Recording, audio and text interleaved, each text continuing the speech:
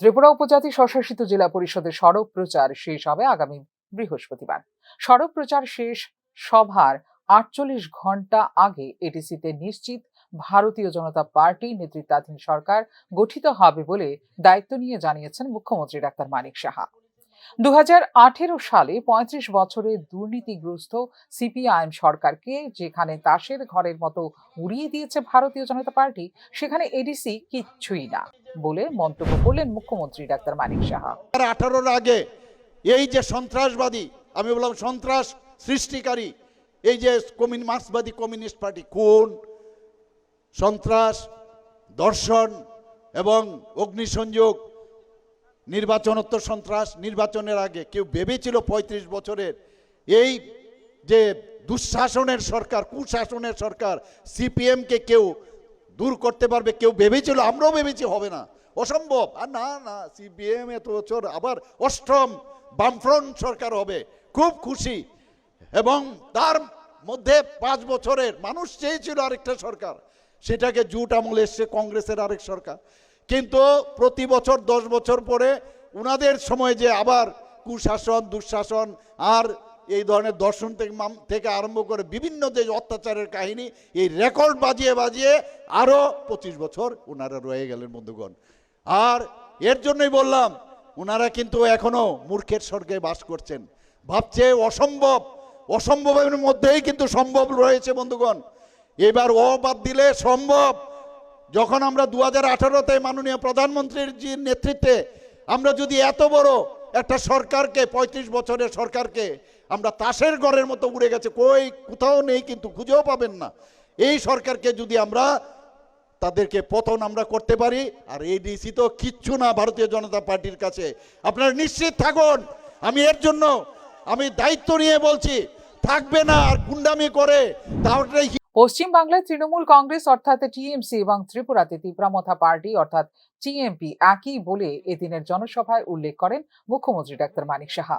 ১৭ এপ্রিলের পর পশ্চিমবঙ্গ বিধানসভা নির্বাচনে প্রচারে গিয়ে রাজ্যে তিপ্রামথা যেখানে শেষ হয়ে গেছে, সেই ক্ষেত্রে বাংলায় তৃণমূল কংগ্রেসও শেষ হওয়ার পথে বলেও উল্লেখ করেন মুখ্যমন্ত্রী ডাক্তার মানিক সাহা। একটা সুন্দর কথা, এবার আমি ওয়েস্ট বেঙ্গল আমি যাব, সেখানে আমি বলবো ১৭ তারিখের পরে আমি যখন যাব সেখানে ক্যাম্পেইনের জন্য, আমি বলবো আপনারা টিএমসি আর ত্রিপুরাতে টিএমপি, পশ্চিমবাংলায় টিএমসি আর ত্রিপুরাতে টিএমপি, তৃণমূল পার্টি, আমাদের তৃণমূল কংগ্রেস, আর এখানে হচ্ছে তিপ্রামথা পার্টি। এবং দুজনেরই কিন্তু একই কায়দায় মানুষকে ভয় দেখানো, মারপিট করা, আমাদের অফিসঘর ভাঙা। আমি বলবো একটা তো শেষ হয়েছে, এবার আপনাদেরও কিন্তু শেষ হবে। ২৭ বছর আজকে দিল্লির মধ্যে অসম্ভব অসম্ভব বলছে, না ভারতীয় জনতা পার্টির সরকার হবে না। হয়েছে কিনা? হয়েছে কিনা? দিল্লিতে সরকার, উড়িষ্যার মধ্যে হবে না, হবে না, পট্টনায়কের সরকার সবসময় থাকবে। হয়েছে কিনা? আর গঙ্গার জল আস্তে আস্তে করে বিহার হয়ে এবার কোথায় আসছে? এবার পশ্চিমবাংলায় হবে, আসছে। সেখানেও কিন্তু একটা বার্তা নিয়ে আসছে যে সবকা সাথ সবকা বিকাশ, বিশ্বাস।